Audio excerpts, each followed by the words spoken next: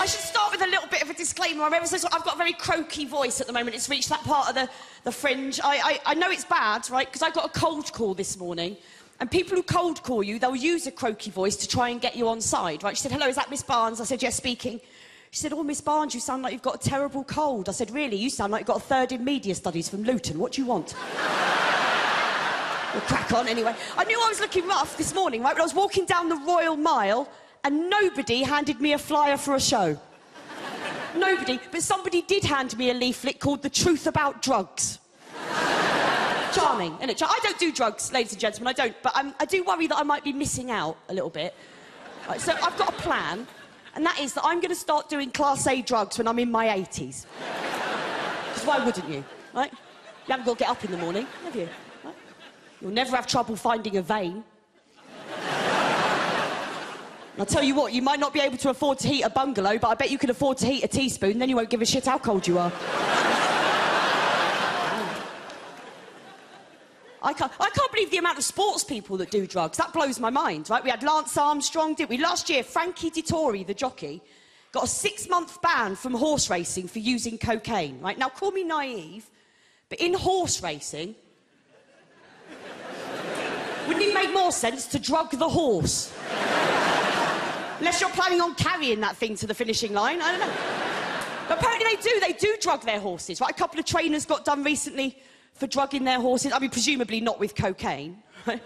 Don't know if you've ever tried to get a horse into a toilet cubicle. If you have, your stag do's gone horribly wrong, isn't it? Think of the mess it'd make for a start. You'd be like that. Tell you what, though, if you are planning on drugging your horses, right, you want to make damn sure that the rider's not on drugs as well. Because you know what happens, don't you? If you've got a horse that's on drugs and a rider on drugs, dressage. So I am a single woman. I've been doing a lot of online dating recently. Have we got any online daters in?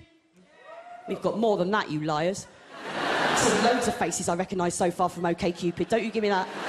I love it. I treat it like a hobby. Right? I've got a spreadsheet. It's brilliant. Love it. I went on a few dates with this guy recently, right? See what you think about this. Went on a few dates with this guy. And we were getting on quite well, so I thought I'd invite him round to my house for dinner, right, which I did. And we went to bed together, because I'm a bit of a slag. And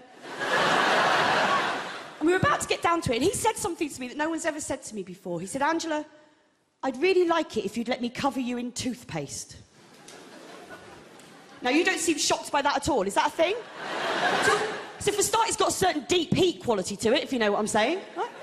So if you're going to cover me in a toiletry, at least make it IMAC and save me a job later. Toothpaste. Oh, and he brought his own toothpaste with him. Yeah, and it wasn't the cheap stuff either. It was Oral-B. Which, incidentally, is also what I've graded him on my spreadsheet.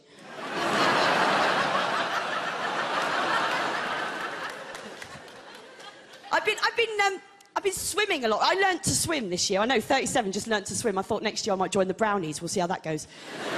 You know, in the Brownies, right, they've now got a self-esteem badge. How shit are you going to feel if you don't get it?